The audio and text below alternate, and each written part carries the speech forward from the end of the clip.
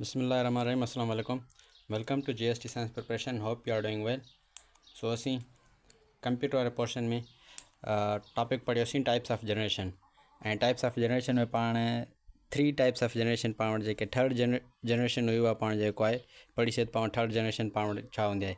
उनमें पाण पढ़ी सघे जेके पाण थर्ड जनरेशन हूंदी आहे उहा पाण वटि 1964 खां स्टार्ट थी 1971 ताईं जेको पाण वटि जेकी जनरेशन हुई पाण कहिड़ी हुई थर्ड जनरेशन। ऐं थर्ड जनरेशन में पाण वटि इंटीग्रेटेड सर्किट हुआ ऐं उन सां गॾोगॾु जेको पाण वटि फर्स्ट जनरेशन में पाण वैक्यूम ट्यूब इस्तेमालु कयूं पिया ऐं फर्स्ट जनरेशन वारा जेके कंप्यूटर पाण वटि तमामु घणा वेरी लार्ज साइज़ जा हूंदा, तमामु वॾा हूंदा हुआ। ऐं उन सां गॾोगॾु पाण वटि जेके सेकंड जनरेशन जा कंप्यूटर हुआ उहे उन्हनि में वरी पाण वटि जेको आहे ट्रांजिस्टर्स इस्तेमालु थींदा हुआ, उहे पाण वटि स्मॉलेस्ट हुआ ऐं उन सां गॾोगॾु थोड़ा फास्टर बि हुआ as compare to first generation. ऐं हाणे पाण वटि आहे फोर्थ जनरेशन। जेका पाण वटि फोर्थ जनरेशन आहे उहा पाण वटि कॾहिं खां स्टार्ट थिए थी।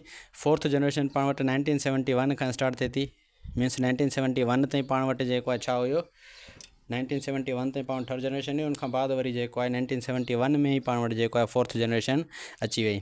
ऐं फोर्थ जनरेशन जेका पाण वटि हुई आहे उनमें जेके पाण वटि इस्तेमालु थियो पाण वटि माइक्रो प्रोसेसर्स इस्तेमालु कया विया। फोर्थ जनरेशन में पाण वटि छा इस्तेमालु कयो वियो माइक्रो प्रोसेसर्स। ऐं जेके पाण वटि थर्ड जनरेशन उनमें थर्ड जनरेशन में पाण वटि छा हुआ इंटीग्रेटेड सर्किट हुआ जेके इस्तेमालु कया विया हुआ।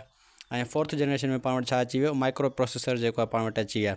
त हाणे उन्हनि में पाण वटि जेकी पाण फोर्थ जनरेशन आहे उनमें जेकी पाण technology used very large scale integration technology. इनमें पाण वटि जेको आहे वेरी लार्ज इंटीग्रेशन टेक्नोलॉजी जेको आहे पाण वटि इस्तेमालु कई वई जंहिंखे पाण शॉर्ट लफ़्ज़नि में VLSI चवंदा आहियूं। VLSI जेकी पाण टेक्नोलॉजी उहा पाण वटि फोर्थ जनरेशन में इस्तेमालु कई वई हुई। ऐं VLSI जो जेको पाण फुल फॉर्म आहे very large scale integration, very large scale integration. ऐं उन सां गॾोगॾु पाण वटि placing thousands of integrated circuits. हिन में पाण वटि जेको आहे सिलिकॉन जी चिप ते उते पाण वटि जेको आहे हंड्रेड्स में जेको आहे पाण वटि 7 में या वरी कुझु तादाद में पाण जेको आहे इंटीग्रेटेड सर्किट रखूं पिया सिलिकॉन चिप्स ते। ऐं हिते वरी पाण वटि जेको आहे सिलिकॉन चिप ते पाण हज़ारनि जी तादाद में जेको आहे पाण छा रखी सघूं पिया सर्किट जेको आहे इस्तेमालु करे सघूं पिया रखी सघूं पिया। त कैरेक्टरिस्टिक्स में जेके उन जूं ख़ासियतूं हुयूं जेकी पाण फोर्थ जनरेशन जी जेके पाण ख़ासियतूं आहिनि त हिकु त पाण वटि एक्सट्रीमली फास्ट तमामु तेज़। सो पाण वटि फोर्थ जनरेशन में जेके कैरेक्टरिस्टिक्स हुयूं हिकु त पाण वटि एक्सट्रीमली फास्ट फोर्थ जनरेशन में जेके कंप्यूटर्स हुआ उहे पाण वटि छा हुआ तमामु फास्ट हुआ ऐं उन सां गॾोगॾु स्मॉल बि हुआ, पोर्टेबल हुआ एंड अफोर्डेबल हुआ। Impact led to the development of PC।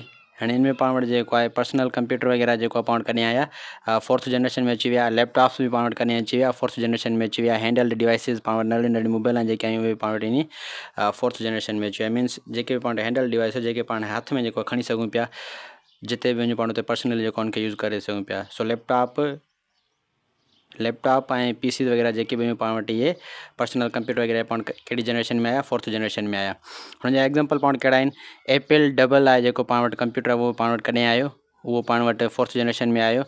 IBM जेको आहे पाण वटि फोर्थ जनरेशन में आयो। ऐं PC पर्सनल कंप्यूटर बि आहे या वरी पाण वटि इंटेल कंप्यूटर इहे जेके हुआ इहे पाण कॾहिं आया इहे पाण वटि फोर्थ जनरेशन में आया। ऐं उनखां बाद पाण वटि फिफ्थ जनरेशन छा आहे पाण वटि फिफ्थ जनरेशन। ऐं फिफ्थ जनरेशन पाण वटि प्रेज़ेंट आहे जेका पाण वटि हिन वक़्तु इस्तेमालु कयूं पिया इहा पाण वटि कहिड़ी आहे फिफ्थ जनरेशन में आहिनि। जेके पाण वटि इहे लैपटॉप्स वग़ैरह आहिनि कंप्यूटर वग़ैरह आहिनि इहे पाण वटि छा आहिनि इहे फिफ्थ जनरेशन में अचनि था। ऐं फिफ्थ जनरेशन वारा जेके पाण कंप्यूटर आहिनि उहे आर्टिफिशियल इंटेलिजेंस बेस ते आहिनि। छाजी बेस ते आहिनि पाण वटि उहे आर्टिफिशियल इंटेलिजेंस बेस ते आहिनि। ऐं उन्हनि में पाण technology based on ultra large scale integration. जेकी पाण फिफ्थ जनरेशन आहे उनमें पाण वटि जेकी टेक्नोलॉजी आहे पाण कहिड़ी आहे ultra large scale integration ULSI। हिते पाण पढ़ियोसीं त VLSI मथे पाण छा पढ़ियोसीं त जेकी पाण फोर्थ जनरेशन में पाण वटि VLSI यानी वेरी लार्ज स्केल इंटीग्रेशन। ऐं उन सां गॾु जेकी फिफ्थ जनरेशन में पाण वटि वरी छा हूंदो आहे ULSI। फिफ्थ जनरेशन में पाण वटि छा हूंदो आहे ULSI means ultra large scale integrations and parallel processing. इनमें उन सां गॾु उनमें चवंदा पैरेलल प्रोसेसिंग बि हुया।